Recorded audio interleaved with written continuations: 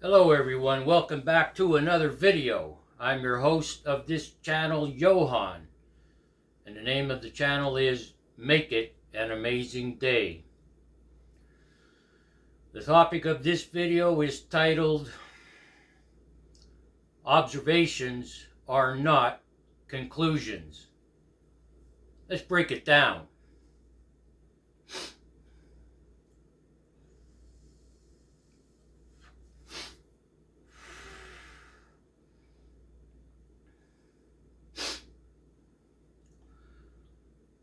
It's pretty simple to understand what it means, what the word observation means. To observe something, okay? You see it. You see it.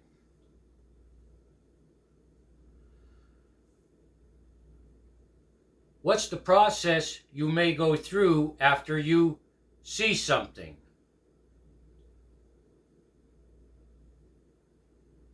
Let's use this for an example. You're sitting on your front porch and a dog walks down the street. You observe a dog. What are your conclusions? What might be your conclusions? Think about it for a minute. You observe a dog walking down the street. What are your conclusions?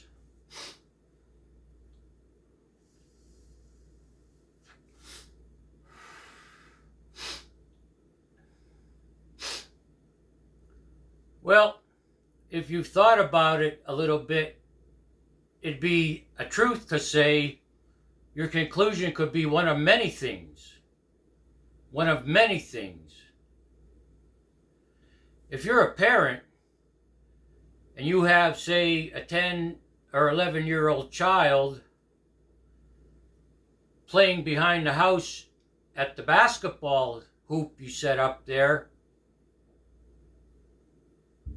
your conclusion might be, my kid's in danger, because you have a kid and you're protective. You protect your children, don't you? And now your child is down in the back with some other kids playing basketball like they normally do.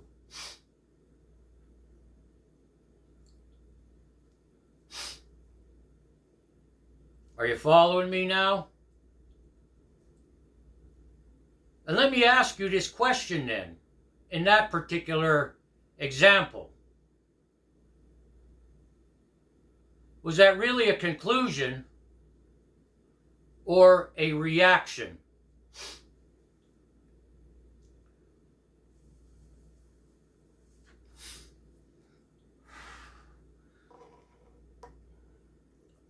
Let's look in my 1951 Thorndike Barnhart Dictionary. And if you're not familiar with this channel, definitions of words mean a lot to me.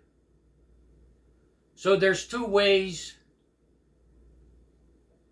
I can reach that conclusion. I use my 1951 dictionary, because over time, definitions of words change. They change because of religious influence. They change because of government influence. And they may change because of what's going on in society at that particular time.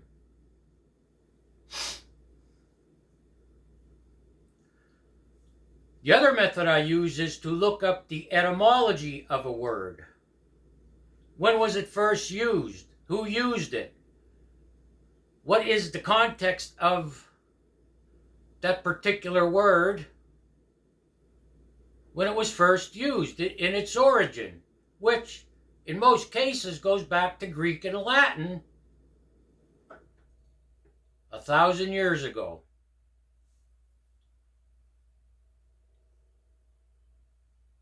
Or more. And then you apply what I said, that definitions change. Definitions from the origin of the word, the etymology, you can guarantee over 1,000 years plus, it's changed. So in this particular case, I just want to use my dictionary because I found from my experience, this 1951 dictionary, it's pretty fair and balanced. So let's look up what is a conclusion. And by the way, I broke my glasses, so I need to use a magnifying glass, my reading glasses. Conclusion.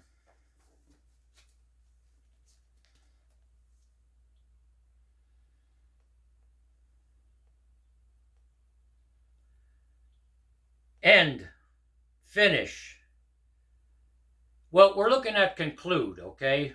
Which is the root word of conclusion. End. Finish. Say in ending. Say in ending. Arrange. Settle. And here's the one that applies. Find out by thinking. Reach certain facts or opinions as a result of reasoning. What does reasoning mean?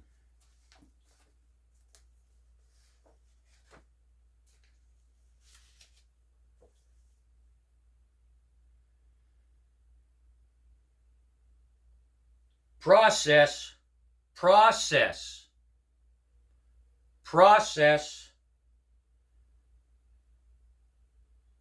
of drawing conclusions from facts, reasons, arguments. In a way,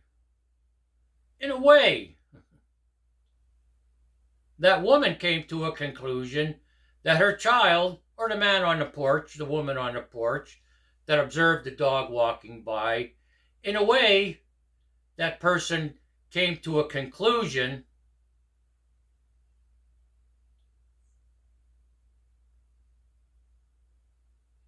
but it was done so quickly, it was a reaction. It was a reaction maybe that quick because that person doesn't like dogs. Maybe this was a big dog. Did the dog have a collar? If the dog had a collar, you may examine that observation a little bit more and come to another conclusion. Did the dog have a collar with a leash dragging on the road?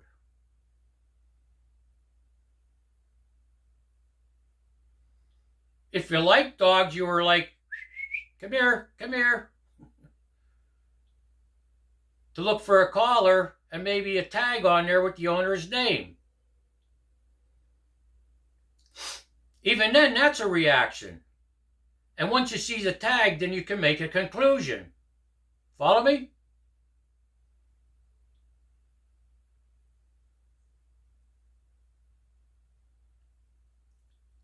We observe things every day. Every day we observe things going on around us.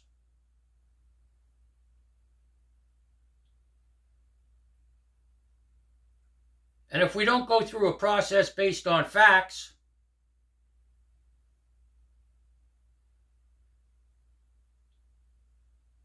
or we're biased towards, I don't know, say certain people.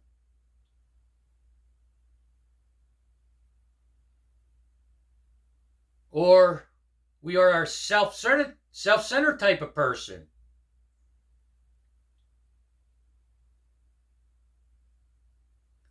Or we're a person that doesn't have any empathy or compassion.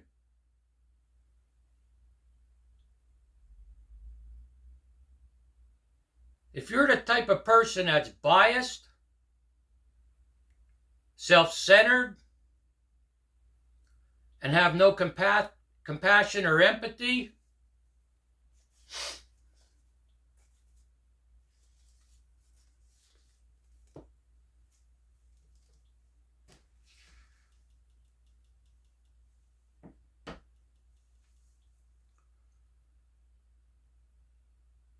Your observations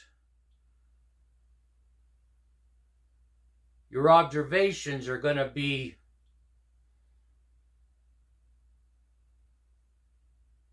judgmental, not based on facts,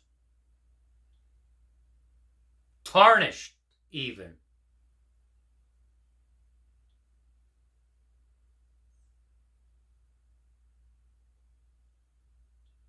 Observations are not conclusions.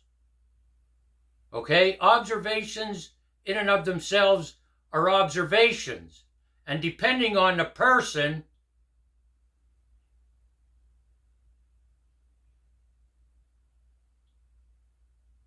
they will not always come to an honest conclusion.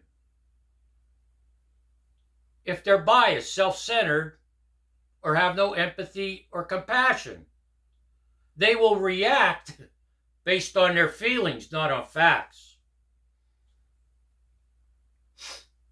Yeah, in a way, they'll draw a conclusion, but it'll be tarnished. It'll be biased. You follow me? It's a reaction based on feelings, not on facts.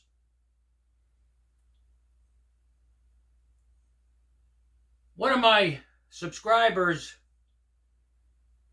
left me a comment to the last video I made about, would you like me to do a series again on the 12 steps, because I lost a bunch of videos here a few months back.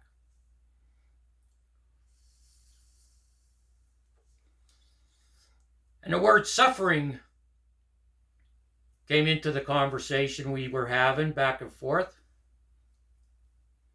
And he said,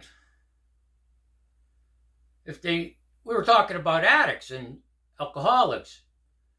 If they knew what the suffering was, they wouldn't do it in the first place.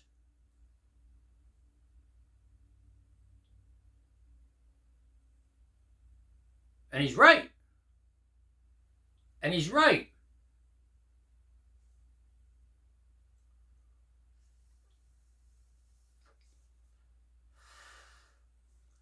People that are alcoholics and people that are addicts, they're suffering themselves, okay, from the addictions. But people around them are also suffering. We commit sins of sins. We miss the mark. If you haven't watched that video, it's in my playlist, somewhere in my list. Yes, I sinned, but it's not what you think. So, addicts and alcoholics miss their mark. They commit sins of omission and commission. They aim for something, but they don't hit the bullseye. And their minds are hopeless. It's a hopeless state of mind, and they do things on purpose.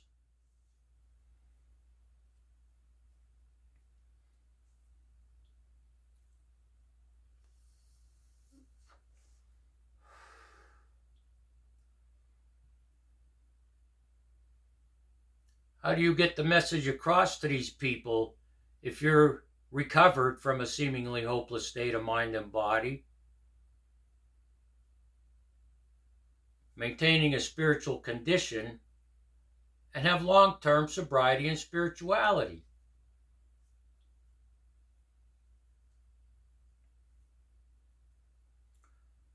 On page 164 of the Big Book, it says, I may paraphrase it, I don't have the book here to read the exact words.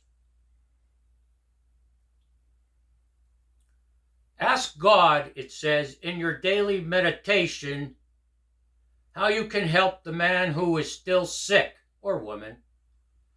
Ask God in your daily meditation how you can help the man who is still sick.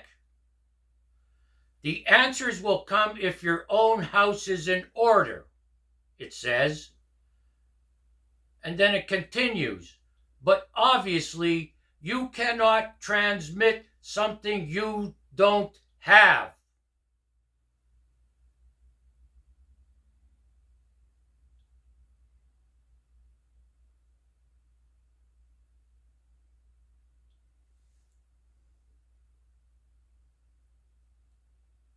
In other words, you better have all your ducks in a row if you want to help someone heal from an addiction.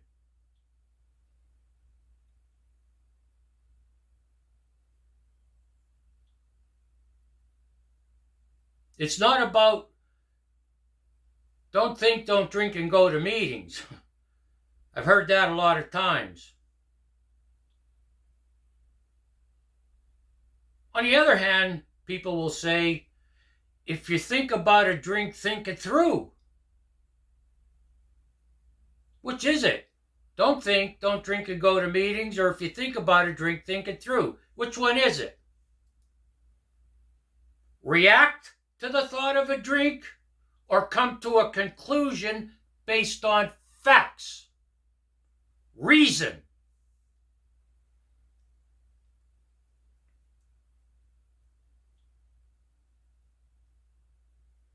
And if it's a hopeless state of mind and body, which it is, it says it right in the beginning of the big book. We are 100 men and women who have recovered. Pardon me, I get loud discussing these things. We are 100 men and women who have recovered from a seemingly hopeless state of mind and body. So when I say you better have your ducks in a row,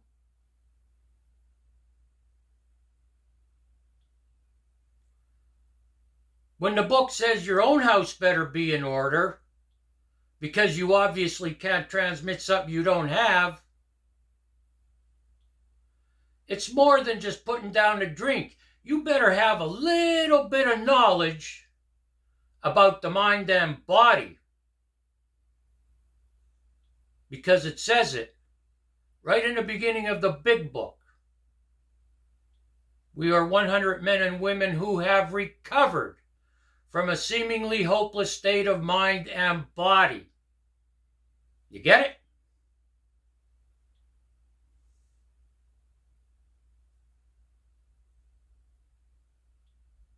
Now, if I get enough comments or replies that, yes, Johan, we want you to do that series on the 12 steps and your AA experience and share with us your knowledge and how you put it into practice and how it helped other people put it into practice, I'll do it.